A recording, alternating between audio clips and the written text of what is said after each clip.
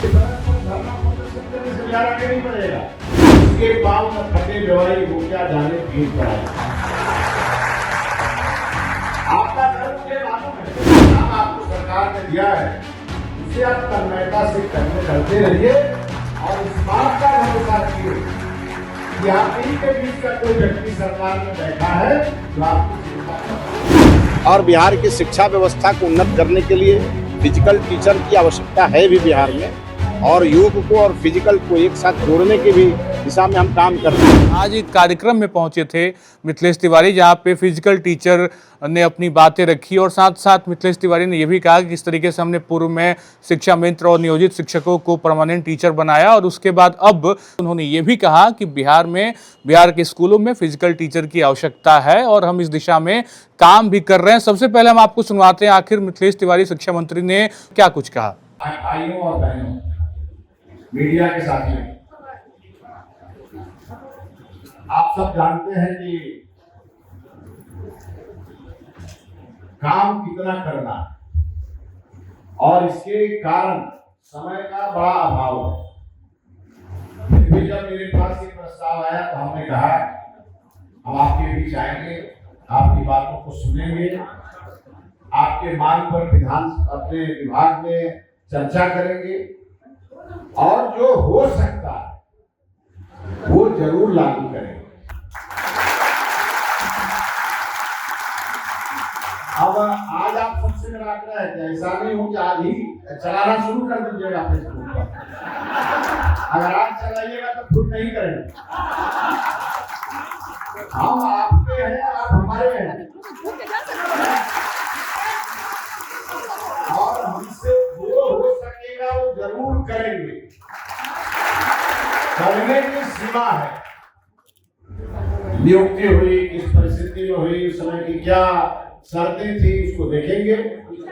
अपने विभाग में उसकी आपकी उपयोगिता और क्या हो सकती है उसको जरा तलाशेंगे। आपकी योग्यता को कसौटी पर कस के विभाग की आवश्यकता को सामने रखकर फिर इस पे निर्णय लेंगे। थोड़ा समय लगेगा, लेकिन निराश होने की जरूरत नहीं है। आप जो 2600 भाई बहन हैं, आपकी योग्यता का पूरा इस्तेमाल सरकार करेगी। 2005 के बाद से बिहार की शिक्षा व्यवस्था पटरी पर लौटी है और ये मेरा मानना है कि पूरे देश में ही नहीं, विश्व के किसी भी स्थान पर आप जाएंगे और अगर हमारे भारतवर्ष का कोई भी व्यक्ति मिलेगा और उसे आप पूछेंगे कि ज्ञान की धरती पूरे देश में किसे कहा जाता है, वह व्यक्ति एकमात्र जवाब देगा, कहेगा बिहार को कहा है। और उसके कई कारण। प्रभु श्री राम ने जन्म लिया अयोध्या में, उत्तर प्रदेश में, और ज्ञान लिया बक्सर बिहार में। तो अगर आध्यात्मिक दृष्टि से भी देखेंगे तो बिहार ज्ञान की भूमि है। अगर इतिहास के पन्नों को अगर आप पलटेंगे तो नालंदा का वह स्थान दिखाई देगा जहां से विश्व की शिक्षा का संचालन हुआ करता था। अगर आप धर्म के रूप में देखेंगे तो आपको बौद्ध और जैन धर्मों की पूरी हिस्ट्री आपके सामने होगी, तब ध्यान में आएगा कि कई धर्मों का प्रादुर्भाव भी इसी बिहार की धरती से हुआ। और इसके अलावा जब बाबू राजेंद्र प्रसाद को देखेंगे, उनके बारे में पढ़ेंगे, तो आपको दिखेगा कि देश का प्रथम राष्ट्रपति वही व्यक्ति बना जिसके बाद मुझे इस बात का पूरा अनुभव है कि आज शिक्षा व्यवस्था कहाँ खड़ी है और उसे मुझे कहाँ ले जाना। और ये तब संभव होगा जब हम सब मिलके काम करेंगे। ये सड़क पर धरना प्रदर्शन करने से बिहार आगे नहीं बढ़ेगा। संघों के माध्यम से सरकार के खिलाफ टीका टिप्पणी करने से नहीं बढ़ेगा। हम भी एक छात्र थे, आज एक अभिभावक भी हैं, कभी शिक्षक भी थे और आज शिक्षा मंत्री भी हैं। कहा गया है कि जिसके पांव न फटे दवाई वो क्या जाने भीड़ पर आए।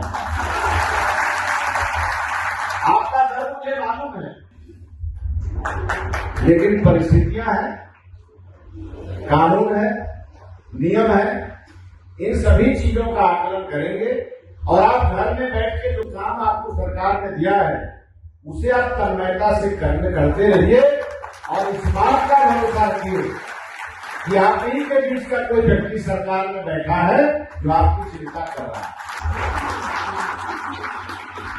आपके जो प्रदेश अध्यक्ष है वो पंचमुखी हनुमान मंदिर के पुजारी भी है बक्सर।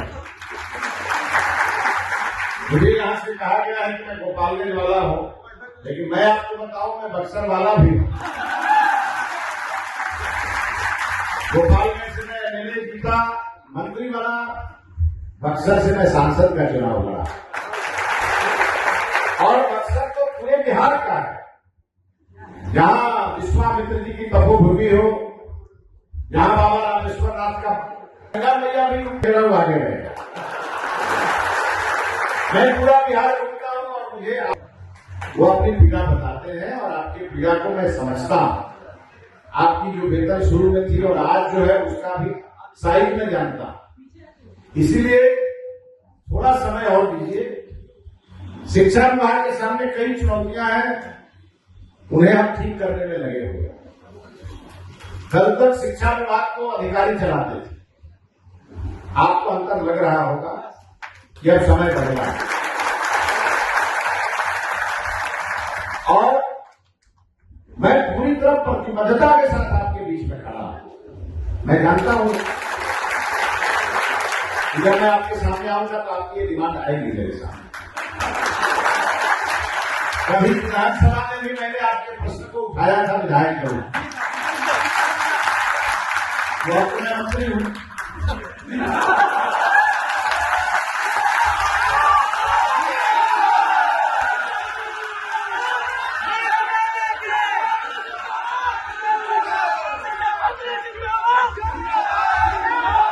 हमारे जो मुख्यमंत्री हैं वो भी बहुत गंभीर व्यक्ति हैं, दयालु हैं और बिहार को आगे बढ़ाने वाले हैं, इसीलिए उनका नाम सम्राट है।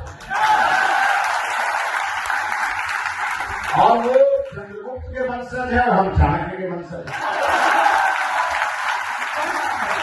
अभी तो बिहार में जोड़ी पूरी हुई है, इसीलिए आप मान के चलिए कि पुराना भारत और पुराना बिहार लौट आया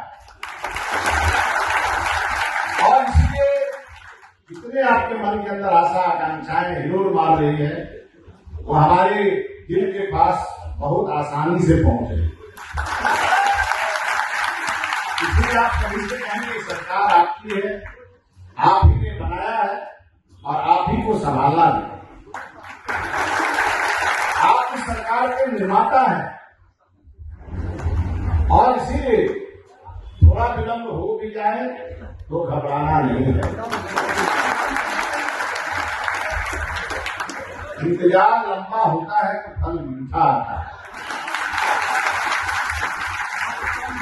हम चर्चा करेंगे इस महीने के बाद के जो एजेंडे हैं उसमें इन सभी एजेंडों पर आप बात करने वाले। देखिए, हमारे सभी फिजिकल टीचर थे, उनके मन में इस सरकार के प्रति एक आशा जगी है कि जो भी इनके मन में है वो यह सरकार करेगी। सरकार कर भी रही है। आपने देखा होगा जो शिक्षा मित्र थे, नियोजित शिक्षक थे, सबको हमने रेगुलर शिक्षक बनाया। अब इनके मन में भी ये आशा अपेक्षा है। अब इनकी बहाली जो हुई थी उसका नोटिफिकेशन क्या था, क्या शर्तें थी, इन सब चीज़ों को हम विभाग में मंगा के देखेंगे और जो हो सकता है इनकी आवश्यकता, हमारी मांग, ये दोनों को एक कसौटी पर रखेंगे और बिहार की शिक्षा व्यवस्था को उन्नत करने के लिए फिजिकल टीचर की आवश्यकता है भी बिहार में और योग को और फिजिकल को एक साथ जोड़ने की भी दिशा में हम काम कर रहे हैं। तो कुल मिला के इसकी संभावना तलाशेंगे और जो हो सकता है वो करेंगे। तो आपने पूरी बात सुनी और एक बड़ी अपडेट है ये अपने आप में। फिजिकल टीचर को लेकर लगातार पिछले कुछ सालों से ये मांग चल रही थी। अब इस दिशा में आगे काम किस तरीके से होगा, इस बयान के बाद अपने आप में कयास लगाने शुरू हो जाएंगे। आज मिथिलेश तिवारी ने बड़ा बयान दे दिया और एक कार्यक्रम में उनकी मौजूदगी थी। कार्यक्रम था बिहार शारीरिक शिक्षा एवं स्वास्थ्य अनुदेशक संघ के द्वारा और यहीं पे मिथिलेश तिवारी शिक्षा मंत्री पहुंचे थे। इस वीडियो में इतना ही। आप बने रहे खबर अनफिल्टर्ड पे। हमारे यूट्यूब चैनल को सब्सक्राइब करिए, फेसबुक पेज को फॉलो करिए। बहुत बहुत शुक्रिया।